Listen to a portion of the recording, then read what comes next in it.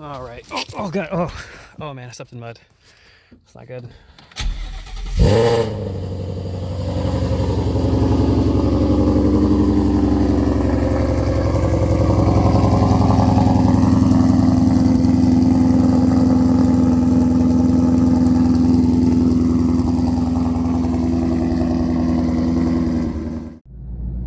Recording. Battery charger on. Cool. It is cold.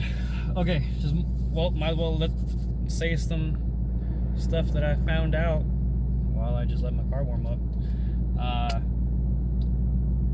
If you haven't already, subscribed. I got some more videos and more info on how to, more all kinds of stuff. I got a million ideas in my head right now and a big to-do list of stuff I got going on. So subscribe if you haven't. I'm almost at 50.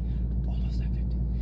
So how to make big power on a GT350, different routes you can take, different avenues. Are they all good and bad? There is a certain price range for everything. And what I'm going to share is some of the stuff that I've been learning. So here goes. In the realm of what I'm talking about, to kind of catch everybody else up, I have a GT350, not mine, but I'm going to be involved in a little bit of a build that I hope to share with everyone on here. That way they can kind of see the process and actually, you know, kind of see how easy it is to make big boy power. So as of right now, I got a client, 17 GT350. It is a Gen 3 2.9 Whipple. It is on E85. It is on a stock lower balancer with a 375 upper pulley. Right now he's only on about 10 pounds of boost, and on E the motor is making north of 8 at the tire. Realistically can make almost 9, but for his sake of things and how he wants to do it, he actually dialed the car back a little bit for longevity. You know, you can shove as much spark as you want in that thing. It is tuned by Lund, and they stepped it back a little bit, and the car's fine. The car's living. It does have the GT350 oil consumption issue, so he puts about, if he does like a mountain run or a run in the mountains or whatever, he'll run through about a quart or two of oil, which is pretty bad.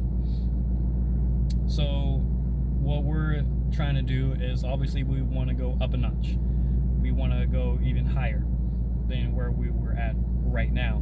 And 3 options that I got on my list right now, actually 4. So we got L&M, MMR, RPG, and the good old, you know, just do it yourself. Now, okay, I'm looking there, okay. L&M and MMR. I haven't contacted RPG yet. I'm actually going to contact RPG tomorrow, and they're in the 559. So L&M offers 2 different packages, and those motors already come sleeved, and they come with either H-beams or billet I-beams. It's up to your choice. Options for double key weighing the crank. If you are going to be on a PD blower with making that type of power, and we are going to probably go north of 1100, more than likely we're going to want to key weigh that stuff. If you guys follow trends of other just either centrifugal blown or PD blown cars that are making big boy power, that crank needs to be double, triple, quadruple, just weld the pulley to the snout. Don't do that. Please don't do that. But that's kind of their 2 packages. It is a complete short block with stock crank, still a 5.2, still a voodoo crank, still a flat plane, sleeves, all the good stuff that's going to go inside of it.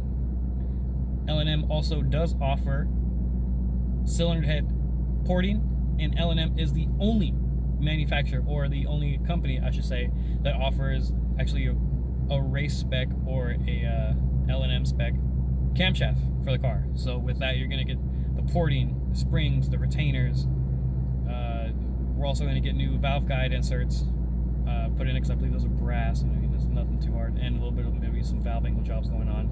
And it will be a complete 1200 wheel rotating assembly. Put it in the car, bolt the blower on, 10% lower, 3.2 upper or 3.0 upper, and just 18 pounds, and we technically should be good to go. One thing I will say, it is going to be a little expensive.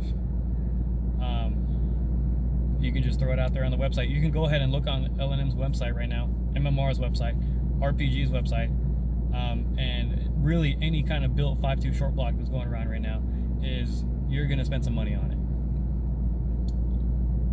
MMR, on the other hand, does offer, I will say, with back to L&M, if you send in your block and everything kind of checks out okay, you know, there's no scoring, there's no damage, the block is reusable and remachinable to be used again, they will give you a potential core charge of like $1,200, you know, which is good, which you can put that towards your engine assembly.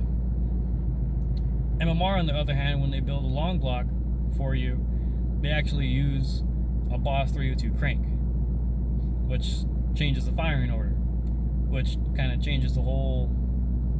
You essentially just turned it into a 5.2 Coyote. So, kind of a mix-up of things going on there. Again, expensive. And I will say, for the money, I am leaning towards L&M as of right now, just because of how they can do everything in-house. MMR can do the same thing. They can do the same thing in-house, but MMR is still keeping the flat plane crank. L&M, did I say it? Yeah, L&M is still keeping the flat plane crank. And when I talked to the guy over the phone, he was straight up, this is how we're going to do it. I don't like second guessing. I don't like doing this. If it's going to be assembled, it's going to be touched by me, top to bottom. There you go. Everything done. No ins and out. No this and that part, this part. It's all done by him. Lead time for both either MMR or L&M or RPG are similar. You're going to wait, you know, anywhere between 4 to 8 weeks on a shop. It's going to depend on part availability. It's going to be dependent on how backed up they are, so you can't really knock them on how they're going to do that. Just for the simple fact of having everything done in-house, like for L&M is a big plus, because you get their spec cam, their spec porting, their assembly, and your choice of compression ratio. Right now, as of right now, that's going to be our guessing. Not guessing game, but toss-up ability, which I will have to contact Lund and say, hey, with this power level up to here, is this car going to be like a dedicated E85 car, or can we still mess around a little bit of pump gas, depending on where we're at, if we keep the stock compression ratio, which is 12:1. If they say it'll be a little dicey, we can bring it back down to 11.5, or if they say no, full beans, 12:1, give it beans, whatever, we're going to keep it like that. So that's what I like about that. It's the simplicity. Lund is tuning it. They know what's going on. L&M building it top to bottom. They know what's going on. MMR it's just, I don't like the fact that they're putting a Boss 302 crank in it. So you're taking away a lot from the car, essentially. I haven't contacted RPG. I'll give them a call tomorrow. I know my buddy had already told him about it, and essentially what they do is they do a mild rods and pistons build, freshen up of the whole motor. Same thing I talked about with L&M. They do new valve guide inserts, new seals, new springs, new retainers. I don't have any information from them as far as what they do with the cam. But the thing about that, it's good. It's a very good price. And I will also talk to them about sleeving. The good thing about L&M is that when you are buying that block, it comes sleeved, badass sleeves. If you're going the MMR side, you have to pay for that upgrade essentially to do it, because on their website they have the MMR, you know, built short block, which is just a mild rods and pistons stock sleeve car for like X amount of money. L&M doesn't even play that game. They're like, here, this is what it is, and this is all we offer. RPG, I have to contact with them, see what they're about, see how far we can actually build them.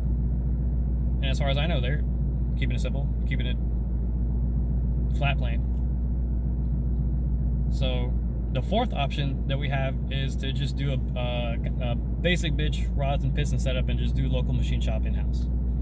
That's fine. Now, once you start pushing above 1100 wheel, or really 1000 wheel, that's when you start getting into that cylinder retention rate, head gasket retention rate, and we will essentially start running into issues.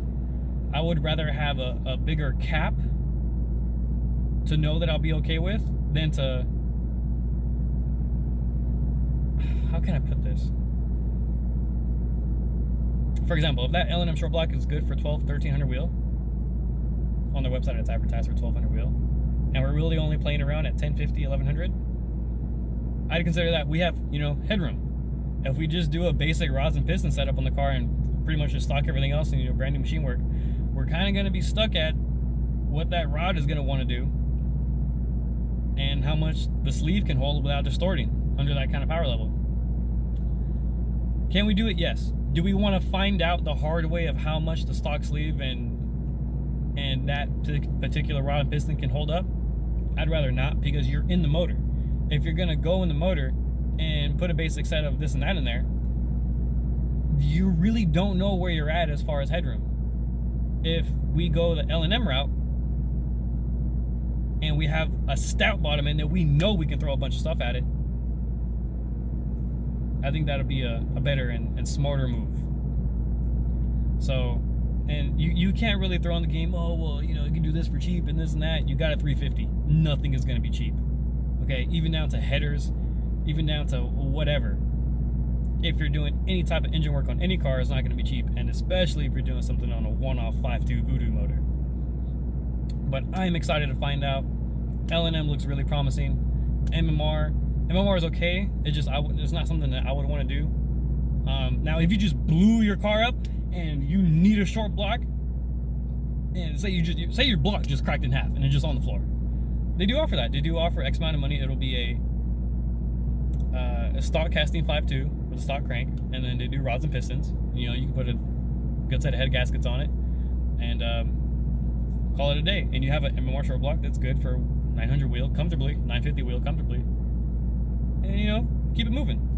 But with what this car is going to take, I think it is definitely not going to be the 950, I'll be okay. No, it is going to be like, shit is getting real, which is really cool. Also, what L&M does, when I spoke to them over the phone, I mean, this information is public. I'm not trying to like spill secrets or anything, because they tell you whatever it's on their website. You will get the bigger head studs, which is a very big plus. So I'm gonna talk to RBG, get the run around with them, see what's going on. As far as the transmission goes, I'm gonna talk to Ben Calamer, which is really the only transmission shop or transmission guy that I know that beefs up these things. I know he does a lot of MT82 work, which I want a stage 3. I want to really, I mean, any Ben Calamer. If I get a stage 1, that'd be fine. And then I can make a stage 3 out of the current one that's in this one. Who does MT82 work, TR6060, T56s. Now, it would be kind of hard to justify with this guy going to a T56, being that you already have a lot invested in the clutch and drivetrain that you have in it right now. Because if you get a T56, you're going to need brand new clutch, brand new trans, whatever Ben Calamer is going to want to do to it. If not, it would probably be okay, because I know there's plenty of people going 8s with off-the-shelf T56s. If that's true, you never know what's true. And drive shaft. So we'll see what goes on with that. But if you can beef up the 3160 that I think that's in it right now, should be a good game to play. If not, I'll take it. I'll take 3160. Shit. So that's good. Those are kind of the ideas that we got going on right now. I'm doing a lot of research on my end to make sure that we do go a good, solid, correct route, because I definitely don't want to see something go wrong. You know. Oh my god, I'm dirty. So there's that. Be on the lookout for more. This is me just talking and spitting a bunch of facts. More to come. A lot more to come. So stay tuned.